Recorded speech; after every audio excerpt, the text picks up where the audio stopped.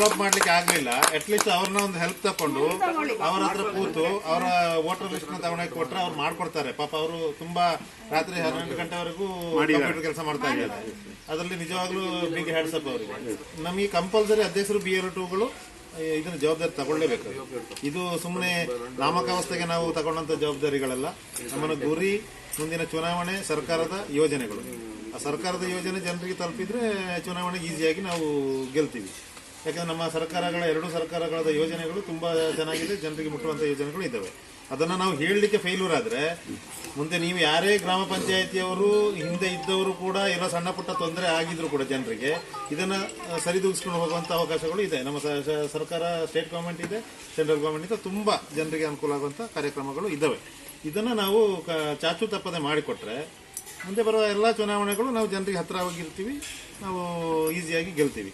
ಈ ಒಂದು ಕಾನ್ಸೆಪ್ಟ್ ನ ದಯವಿಟ್ಟು ಎಲ್ಲರೂ ಅಳವಡಿಸ್ಕೊಡಿ. ಜವಾಬ್ದಾರಿ ಇರೋರು ಮಾತ್ರ ಯಾವುದೇ ಸೋಮಾರಿತನ ಮಾಡದೆ, ಕಳ್ಳಾಟ ಆಡದೆ, ಅಟ್ಲೀಸ್ಟ್ ದಿವಸಕ್ಕೆ 1-2 ಗಂಟೆ ಆದ್ರೂ ಟೈಮ್ ಕೊಡುವಂತ ಒಂದು ಇದನ್ನ ಇಟ್ಕೊಳ್ಳಿ.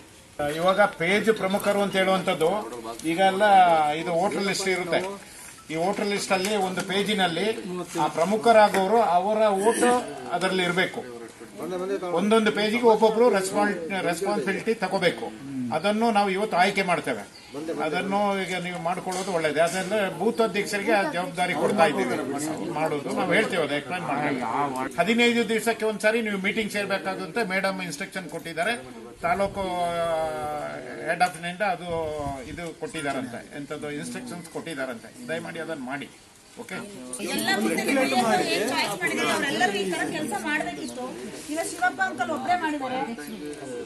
ಇವರು 15 ದಿವಸ ಒಂದ್ಸರಿ ಮೀಟಿಂಗ್ ಸೇರುವಂತದ್ದು ಕಂಪಲ್ಸರಿ. ಯಾರು ಪಂಚರತ್ನಗಳು 15 ನಾನು ಹೇಳೋದು 15 ದಿವಸ ಬಹಳ ಹೆವಿ ಆಗುತ್ತೆ.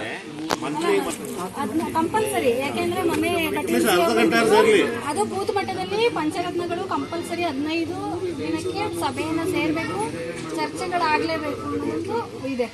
ಮೊನ್ನೆ ನಾವು ಎರಡನೇದು ಇದು ಈಗ ಕಂಪಲ್ಸರಿ ಅಧ್ಯಕ್ಷರೇ, ಕಂಪಲ್ಸರಿ ಈಗ ಪೇಜ್ ಪ್ರಮುಖರನ್ನ ಆಗ್ಲೇಬೇಕು.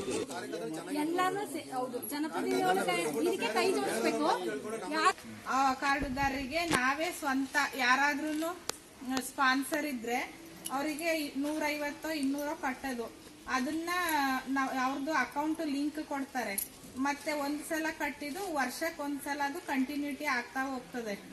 21 ವರ್ಷ, 10 ವರ್ಷದಿಂದ 1 ವರ್ಷದಿಂದ 10 ವರ್ಷದ ಒಳಗಡೆ ಇರ್ಬೇಕು ಹೆಣ್ಮಕ್ಳು.